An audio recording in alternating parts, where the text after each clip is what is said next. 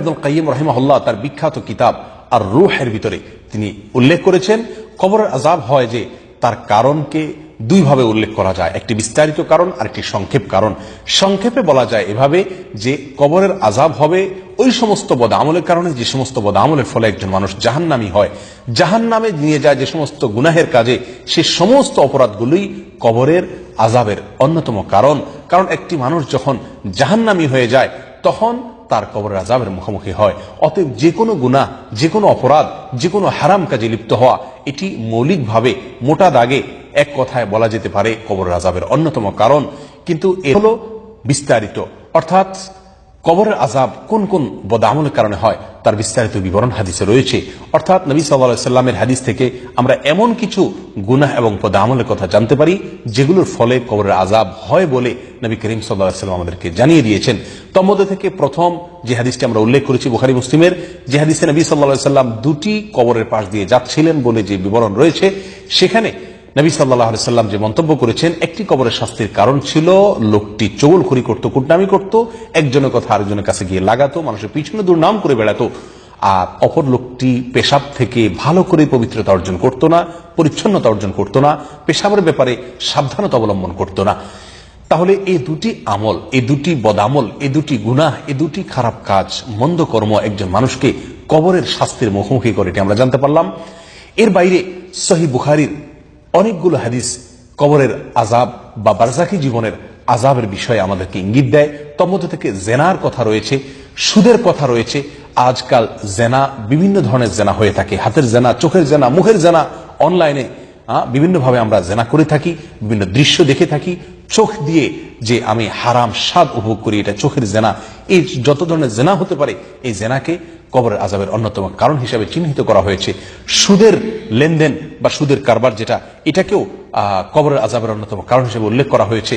মিথ্যা কথা বলা, এটাকেও কবরের আযাব হিসেবে উল্লেখ করা হয়েছে। সহিহ বুখারীতে কোরআনকে পরিত্যাগ করা, হাজরে কোরআন যেটাকে বলা হয়, কোরআনকে একেবারে ভুলে বসে থাকা, দৈনন্দিন জীবনের দৈনন্দিনের যত কর্মসূচি, যত কাজের রুটিন আছে তার ভিতরে কোরআনের জন্য কোনো জায়গা না থাকা, কোরআন তেলাওয়াত দিনকে দিন চলে যাওয়া, মাসকে মাস চলে যাওয়া, কোরআন খুলে না দেখা, কোরআন না পড়া, কোরআন অধ্যয়ন না করা, কোরআন না বোঝা, কোরআনের জন্য কোনো সময় বের না করা, এই সবগুলোই কোরআনকে পরিত্যাগ করা বা হাজরে কোরআনের শামিল। এই কোরআনকে ভুলে বসে থাকা, এটাও কবরের আযাবের অন্যতম একটি কারণ হিসেবে উল্লেখ করা হয়েছে। তাহলে সর্বসাকুল্যে আমরা বলতে পারি যে চগলখড়ি, কুটনামি, পেশাব থেকে পরিচ্ছন্নতা ভালো করে অর্জন না করা এবং কোরআনকে পরিত্যাগ করা, জেনার সাথে যে কোনো ধরনের জেনা, চোখের জেনা হোক, মুখের জেনা হোক, কানের জেনা হোক, যে কোনো ধরনের এই অবৈধ যৌনতার পথে পা বাড়ানো, সেটা সরাসরি জেনা হোক অথবা জেনা পূর্ববর্তী কর্মকাণ্ড হোক, যাই হোক না কেন, এই সবগুলোই কবরের আযাবের অন্যতম কারণ। সুদের কারবারের সাথে জড়িত থাকা, মিথ্যা কথা বলার অভ্যাস থাকা, এই সবগুলা কবরের আযাবের অন্যতম কারণ। আল্লাহ তাআলা আমাদের সকলকে এই কারণগুলো থেকে বেঁচে থাকার তৌফিক দান করুন। এবারে আমরা জেনে নিব কবরের আযাব থেকে আত্মরক্ষা করার, মুক্তি লাভের উপায় কি। ইবনুল কাইয়িম রাহিমাহুল্লাহ কিতাবুর রূহে বিস্তারিত উল্লেখ করেছেন। আমরা সংক্ষেপে কবরের আযাব থেকে মুক্তি লাভের জন্য তিনটি কারণ উল্লেখ করতে পারি।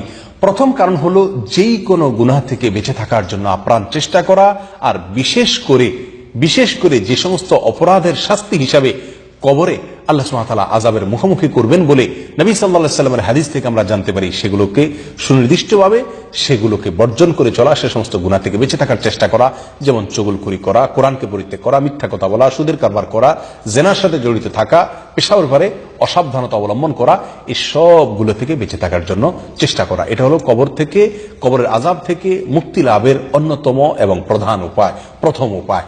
দ্বিতীয় উপায় হলো নবী সাল্লাল্লাহু আলাইহি সাল্লাম যে দোয়াটি কবরের আযাব থেকে মুক্তি লাভের জন্য সবসময় পাঠ করতেন, আল্লাহুম্মা ইন্নী আউযু বিকা মিন আযাবিল কবর, আল্লাহ কবরের আযাব থেকে আমি আপনার কাছে আশ্রয় চাই, আপনার কাছে পানাহ চাই, আপনার কাছে মুক্তি চাই। এই দোয়াটি আসুন আমাদের জীবনের অংশ করে নেই।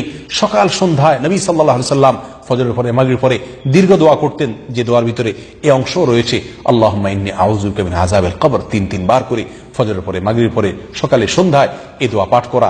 এর বাইরে প্রত্যেক সালাতে সালাম ফেরানোর পূর্ব মুহূর্তে আমরা দোয়ায়ে মাসুরা যে জায়গায় পড়ি, আত্তাহিয়াতু এবং দুরূদ পড়ার পরে সেই জায়গায় দোয়ায়ে মাসুরার পাশাপাশি এই দোয়াও নবী সাল্লাল্লাহু আলাইহি ওয়াসাল্লাম করতেন, আল্লাহুম্মা ইন্নী আউযু বিকা মিন আযাবিল কবর। এখানেও আমরা এই দোয়া করতে পারি।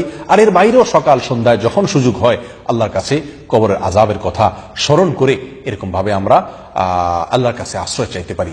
এটি হলো দ্বিতীয় আমল, কবরের আযাব থেকে মুক্তি লাভের জন্য আল্লাহর কাছে কবরের আযাব থেকে আশ্রয় লাভের দোয়া পাঠ করা, আল্লাহুম্মা ইন্নী আউযু বিকা মিন আযাবিল কবর। নাম্বার 3, সূরা মুলক, এটা তেলাওয়াত করা, বিশেষ করে রাতে তেলাওয়াত করা। কারণ মুস্তাদরাকে হাকামে বিশুদ্ধ সূত্রে বর্ণিত হাদিসে আসছে, নবী সাল্লাল্লাহু আলাইহি ওয়াসাল্লাম ইরশাদ করেছেন, সূরাতুল মুলক এটা মানিআতুম মিন আযাবিল কবর, কবরের আযাব থেকে মানুষকে রক্ষা করে, এটা কবরের আযাবকে প্রতিরোধ করে, একজন মানুষকে কবরের আযাব থেকে মুক্তি দান করে এই সূরা, অর্থাৎ এই সূরার তেলাওয়াতের আমল। অতএব সূরা মুলক হাদিসে রাতে পড়ার কথা বলা হয়েছে। যে কোনো অংশে রাতের শোয়ার আগে যে কোনো সময় আপনি সূরা মুলক পড়ার অভ্যাস করে নেন। দেখে দেখে যদি আপনি পাঠ করেন 3 থেকে 4 মিনিট বা বড় জোর 5 মিনিট সময় যাবে। আর যদি তেলাওয়াত করতে আপনি না পারেন তাহলে সেক্ষেত্রে আপনি মোবাইল ফোনে এরকম ভাবে এই সূরাটাকে চালিয়ে আপনি শুনুন, এবং শুনতে 2 থেকে 3 মিনিট সময় লাগবে পুরা সূরা।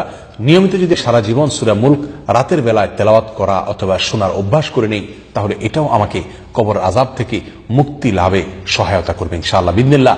আল্লামা ইবনুল কাইয়্যিম রাহিমাহুল্লাহ কবর আযাব থেকে মুক্তি লাভের জন্য আরেকটি উপায় বর্ণনা করেছেন স্পেশালি, সেটা হলো প্রতিদিন তিনি পরামর্শ দিয়েছেন শোবার আগে 1 মিনিটের জন্য হলেও অন্তত আমরা যেন কল্পনা করি, ধ্যান করি, হিসাব নিকাশ করি যে আমার সারাদিনের যে কর্ম আজকে ছিল এই কর্মের ফলে আমি কি কবরে শান্তির মুখোমুখি হব নাকি শাস্তির মুখোমুখি হব, পুরস্কারের মুখোমুখি হব নাকি তিরস্কারের মুখোমুখি হব।